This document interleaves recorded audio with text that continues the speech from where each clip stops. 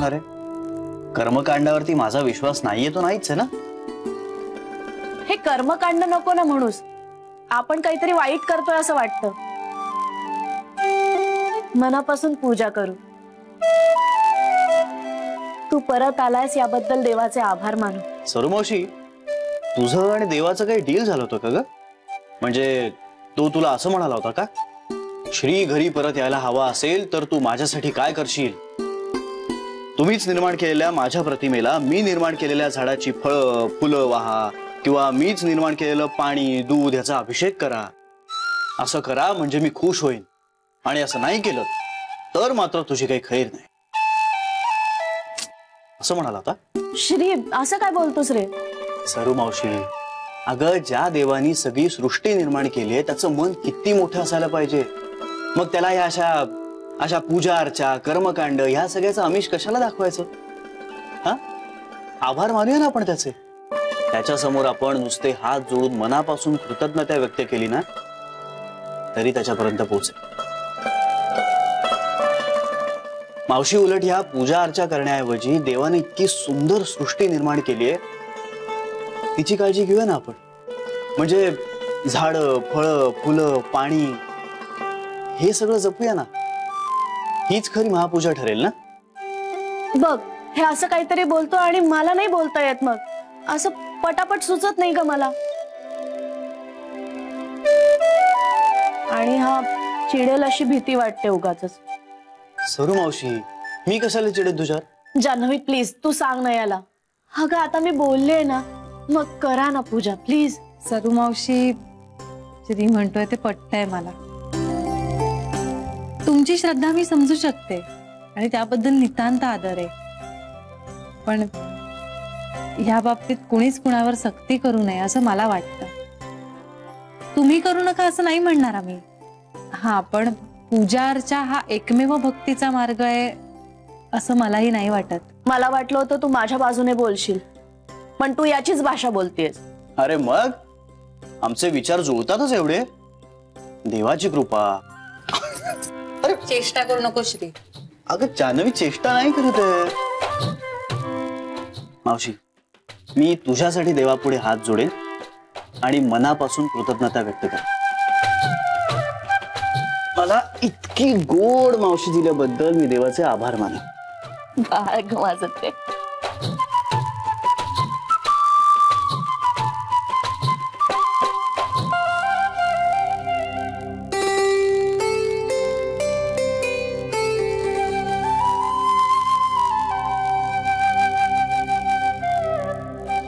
काय राव, तुम्ही तर आमच्याशी बोलणंच टाकलंय.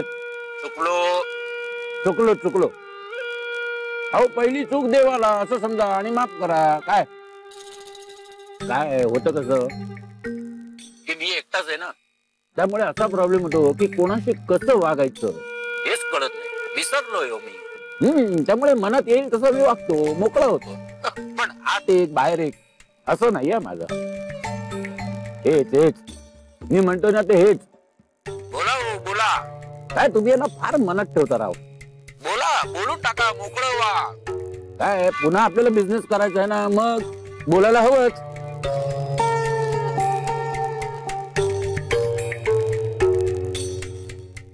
काय म्हणजे तुम्ही अजूनही माझ्या बरोबर बिझनेस करायला तयार आहात? म्हणजे काय? पण तुम्हाला खरंच सांगू, तुमचं वागणं मला आवडलं. अहो, तुमच्या या वागण्याने मला अत्यंत आनंद झालेला आहे. तुम्ही निष्ठावान आहात हे कळलं मला. सांगा ना, धंद्यात सगळ्यात महत्वाचं काय सांगा? प्रामाणिकपणा, इमानदारी, बरोबर की नाही? आता मला शिवी घाला. काय? अहो बोला, राग व्यक्त करा. अहो, त्याशिवाय पुढे बोलता कसं येईल आपल्याला? बोला. नाही, नको, राहू दे. बर, हो की नाही एवढं तरी बोलाल की नाही? मी चुकलो. हो. हा, मी घाणेरडं वागलो. हो. मी मूर्ख, बेअक्कल, वाईट माणूस आहे.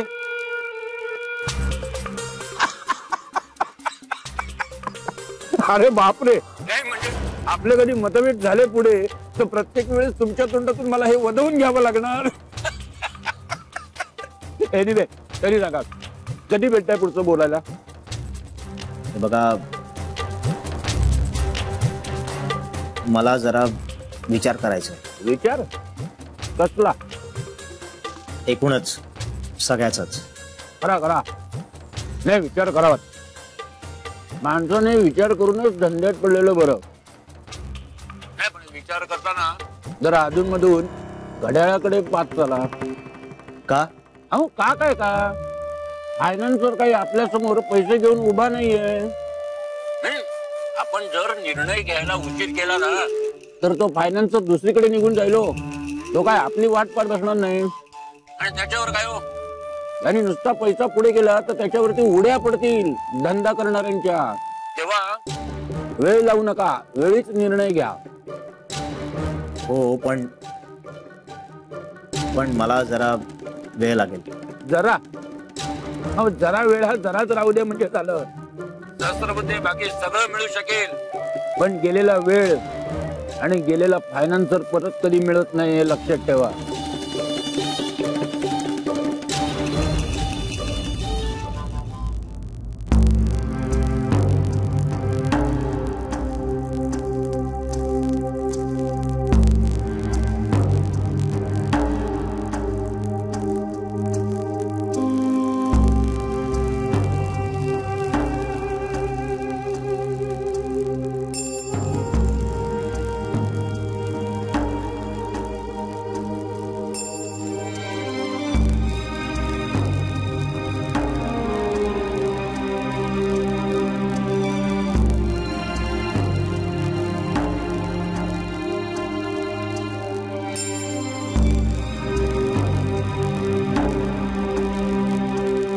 बाबा.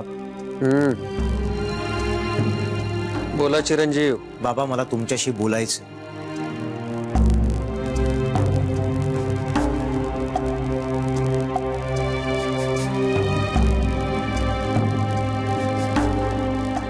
काय रे, काही काळजी करण्यासारखं आहे का? नाही, आता तरी तसं काही नाही आहे, पण बाबा हळूहळू मला काळजी वाटायला लागली. कसली? बिझनेसची. पिंट्या, अरे कुठलीही मोठी गोष्ट सुरू करायची म्हटली ना की अशीच झोप उडते. पण याचा अर्थ काय ठाऊक आहे का? तू तुझ्या व्यवसायाचा फार बारकाईने विचार करतोयस आणि ही चांगली गोष्ट आहे. होईल होईल, सगळं नीट होईल, काही काळजी करू नकोस. बाबा, बिझनेस उत्तम होईल यात काही शंकाच नाही, पण मुळात माझा बिझनेस सुरू होईल का अशी भीती वाटते मला. म्हणजे? बस बस, काय झालंय? बाबा, भाऊजींनी त्यांचा निर्णय अजूनही कळवला नाहीये. अरे कळवती, सोपा निर्णय आहे का तो? पण बाबा, मी त्यांच्याकडनं पैसे मागतच नाहीये. मला ना फक्त त्यांचं नाव हवंय. अरे मग तर जास्तच मौल्यवान गोष्ट मागतोयस तू त्यांच्याकडे. त्यांचं नाव जर या व्यवसायामध्ये येणार असेल तर ते 10 वेळा विचार करणारच ना. म्हणजे मी त्यांच्याकडे पैसा मागितला असता तर एक वेळ त्यांनी तुम्हाला दिला असता, पण आता नाव मागतोय म्हणून वेळ घेतायत ते काय कळलं नाही मला. पिंट्या, पण मुळामध्ये आपण कुणाकडे काही मागावंच का? बाबा, मी उधार किंवा काही उसनवार नाही मागत आहे. मला एक बिझनेस करायचा आणि त्या बिझनेसमध्ये तुम्ही माझे बिझनेस पार्टनर व्हाल का, एवढा साधा सोपा प्रश्न आहे माझा. बरं, आणि या बिझनेसमधनं जर काही नफा झाला तर तो त्यांचा देखील होणारच आहे, कदाचित माझ्यापेक्षा जास्त. एखादा मित्र असताना तेवढ्या विनवण्या कराव्याच लागल्या नसत्या, नाहीतर मी केल्याच नसत्या. पण भाऊजी वयाने अनुभवाने माझ्यापेक्षा मोठे, खूप मोठे, उत्तम बिझनेसमन. त्यांच्या हाताखाली काम केल्यानंतर माझ्या 4 चुका कमी होते. मी 4 गोष्टी शिकेन म्हणून मी त्यांच्या मागे लागतो. सारखं सारखं त्यांना विचारतो, बाबा या बिझनेसमध्ये सगळ्यांना फायदाच होणार आहे. हे सगळं ठीक आहे पिंट्या, पण अरे त्यांच्या मागे लागून आपण उत्तर काढून घेऊ शकतो का त्यांच्याकडून? नाही बाबा, आपण आता भाऊजींच्या मागे लागण्यापेक्षा ताईशी बोलू. म्हणजे तुम्ही बोला ना प्लीज. हो, मी बोलणार आहे. तुला कबूल केलंय ना म्हणजे मी बोलणार आहे. पण बाबा कधी? अरे या गोष्टी फोनवर बोलण्यासारख्या आहेत का पिंट्या? ती आली की बोलेन तिच्याशी. मग ऍटलिस्ट फोनवर भेटायला ये असं तरी बोलू शकता ना तुम्ही. किती घायकुतीला येतोयस तू बाबा, कारण माझ्याकडे वेळ नाहीये आता. गेलेली वेळ आणि गेलेला फायनान्सर परत कधीच येत नाही. आणि बाबा तो फायनान्सर कोणी आपला नाहीये, म्हणजे जगाच्या अंतापर्यंत तो माझ्यासाठी थांबणार नाहीये तिथे. बाबा बाबा म्हणून मी घाई करतोय. हे बघ, ती आठवड्यातून एकदा तरी इथे ते, आज उद्या ती इथे येईल. ती आली की मी बोलेन तिच्याशी. पण बाबा तुम्ही तिला बोलवून घ्या ना. अरे मी तिला बोलावलं की हातातलं काम टाकून पळत सुटेल ती. पण चालेल बाबा, कारण इथे महत्वाचं काम आहे माझं. ठीक आहे, मी बघतो काय करायचं ते. बाबा तुम्ही आत्ताच. पिंट्या, मी तुझी बेचैनी समजू शकतो, पण जरा धीराने घे. असं घायकुतीला आल्यासारखं करू नको आणि माझ्या मानगुटीवर बसू नकोस. तुला तुझ्या प्रश्नाचं उत्तर मिळाल्याशी कारण आहे की नाही? मी बोलतो तिच्याशी, जरा धीराने घे.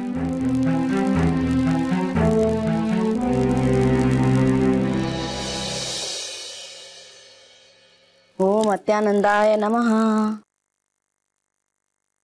वहिनी, माळी बुवा पैसे वाढवून मागतायत. कसले? अगं पगार. अगं पण 6 महिन्यापूर्वीच पगार वाढवला आपण त्यांचा. ताई अगं महागाई सुद्धा किती वाढली आहे ग. बरं ठीक आहे, तरी मी एकदा बोलून घेते त्यांच्याशी. नाही, मी म्हंटल त्यांना या महिन्यात जरा दांड्या कमी मारा, पुढच्या महिन्यात बघू. पण गरीब माणसाला कशाला अडवायचं, देऊया वाढवून पगार. ही वहिनी मला सांग, भाज्या खूप महाग झाल्यात का ग? बेबी, तुला भाज्यांचे भाव माहित नाही, तू हिशोब लिहितेस ना रोज. अगं नाही, तसं नाही. मला साधारण अंदाज हवा होता की एका वेळच्या जेवणाला आपल्याला 1.5-2 किलो भाज्या लागतात का. आता भाजी कुठली आहे त्यावर मी ठरवते किती भाजी खायची. अहो वहिनी, सगळ्यांचं असंच असतं. हा, सगळ्यांचं असं असतं. अगं बेबी, असं नाही सांगता येणार, कधी कमी कधी जास्त. बरं समज 1.5 किलो भाजी का ग? नाही नाही, म्हणजे आठवड्याला साधारण 3,000 रुपयाची भाजी खातो का आपण? काय काय 3,000? छे छे, शक्यच नाही. हो ग, शक्यच नाही. म्हणजे फक्त भाज्यांवर आपलं जेवण नसतं ना, डाळीचा प्रकार असतो, कोशिंबीर असते. एवढ्या भाज्या नाही लागत आपल्याला. पण का ग? नाही वहिनी, शरयूनी मला जो हिशोब दिलाय ना त्याप्रमाणे आपल्याला आठवड्याला 3,000 रुपयाची भाजी लागते. म्हणजे महिन्याची जवळजवळ 12,000 रुपयाची भाजी खातो आपण. बाप रे, एवढी भाजी खाते मी. म्हणजे आपण. अवघड वाटतंय मला हे सगळं. हो, जरा जास्तच आहे. खूपच जास्त वाटतंय. हो ना. आणि आठवड्यातून किमान 2-3 वेळा उसळी असतात. कधी इडली, डोसे, थालीपीठ. हो की नाही वहिनी? हो ना. नाही, इतकी नाही भाजी लागत. वहिनी, भाजीवाला फसवत असेल का शरीला? हो, ही शक्यता आहे. अगं गेल्या आठवड्यात तर माझ्याकडनं 4,000 रुपये घेऊन गेली भाजीसाठी. ते मला माहित नाही ग, पण खर्चासाठी. पण इतका काय खर्च केला असेल हिने? अगं वहिनी, खर्च करण्याबद्दल माझं काहीच म्हणणं नाहीये, पण सरू म्हणते तसं कुणीतरी तिला फसवत असेल तर आपल्याला लक्ष नको का घालायला?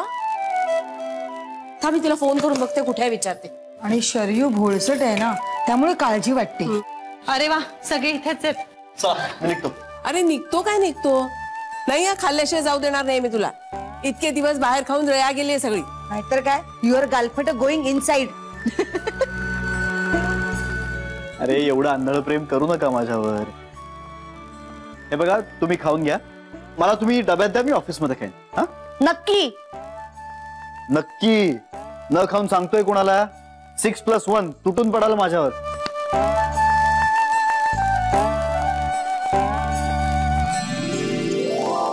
हे बरं, छोटी आहे कुठे?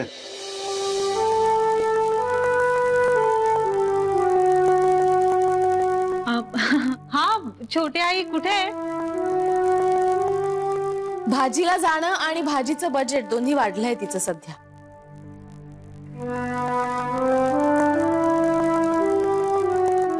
वेल, तुमचं चालू दे, मी निघतो. संध्याकाळी भेटू. बाय. बाय. हो. छोट्या आई घरात नाही आहेत का? नाही, गाव जेवण घालता येईल एवढी भाजी घरात असताना पुन्हा ती भाजी आणायलाच गेली. मी फोन करून बघते. काही उपयोग नाही. मी ट्राय करून झालेला आहे, ती फोन उचलत नाहीये किंवा घरीच विसरली असेल बहुतेक.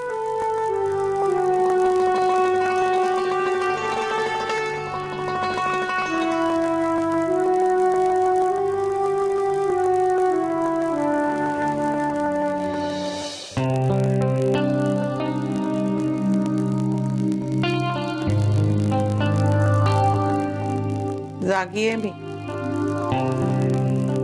मला वाटलं डोळा लागला तुझा. घे चहा घे. अगं चिंतन चाललं होतं. चला, म्हणजे तुला चिंतन करायला वेळ मिळाला.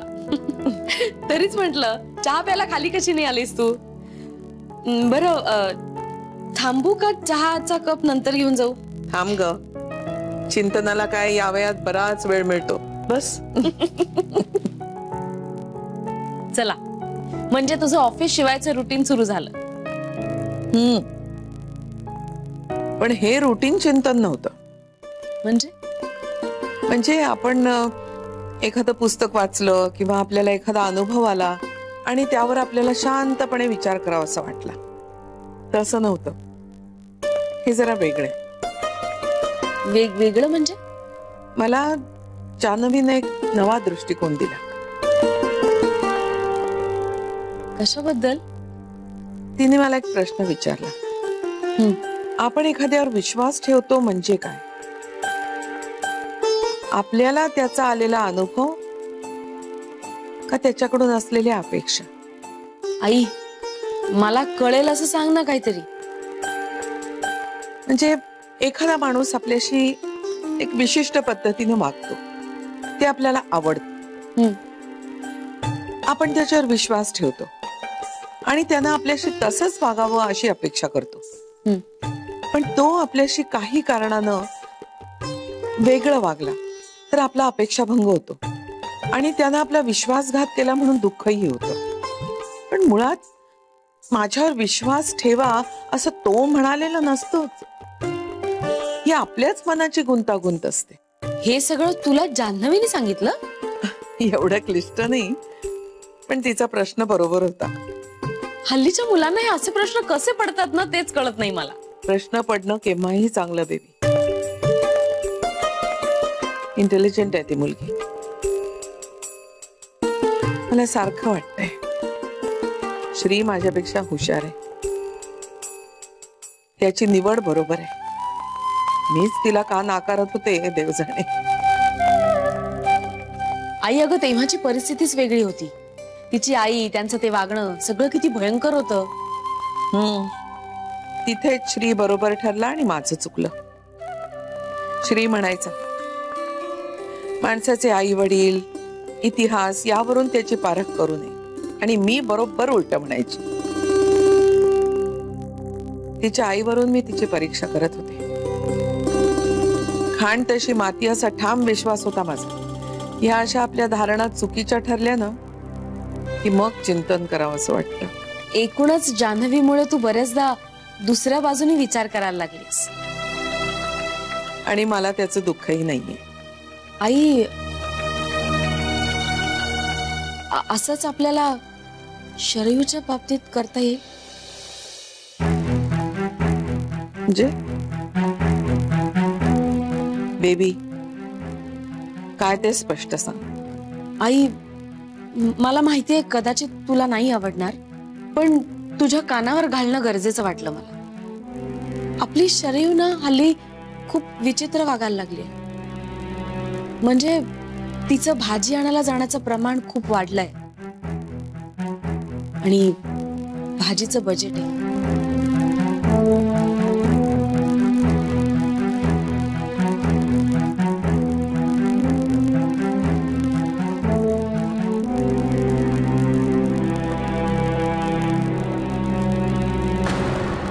आता मला सांग, एका आठवड्याभराच्या भाजीसाठी एवढा खर्च होतो?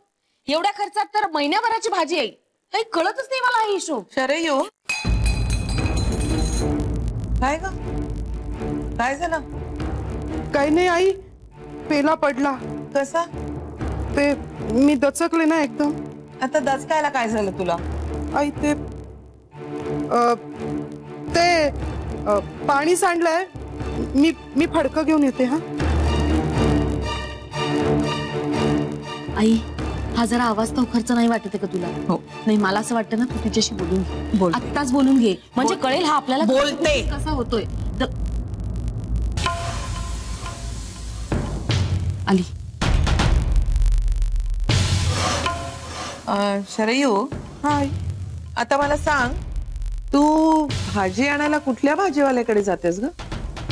एकच असं नाहीये आई, जिथे चांगली भाजी मिळेल तिथून आणते. पण म्हणजे कुठून?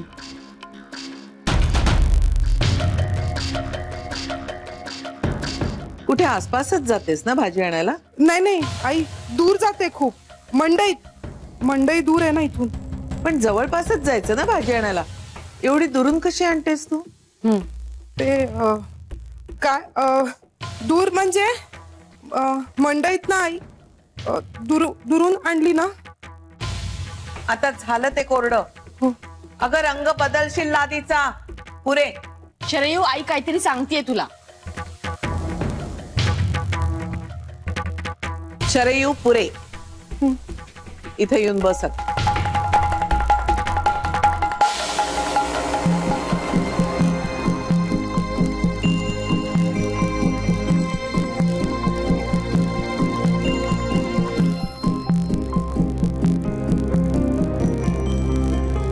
अगं नीट बस. हा आई, नीटच आहे आई.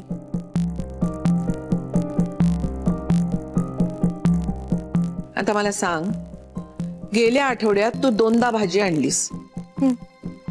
पहिल्यांदा अंदाज आला नाही म्हणून दुसऱ्यांदा आणलीस का? नाही. हा म्हणजे आई, मी असा विचार केला की जरा सीझनच्या भाज्या आणाव्यात. शरयू, हल्ली 12 महिने काही भाज्या मिळतात. अचानक श्री आला ना आई, म्हणून म्हटलं की त्याच्या आवडीच्या आणाव्या. ज्या दिवशी श्री आला त्याच्या आदल्या दिवशी भाज्या आणल्या होत्यास तू. मग श्री आला त्या दिवशी काय भोगीची भाजी करायची होती 16 भाज्या घालून?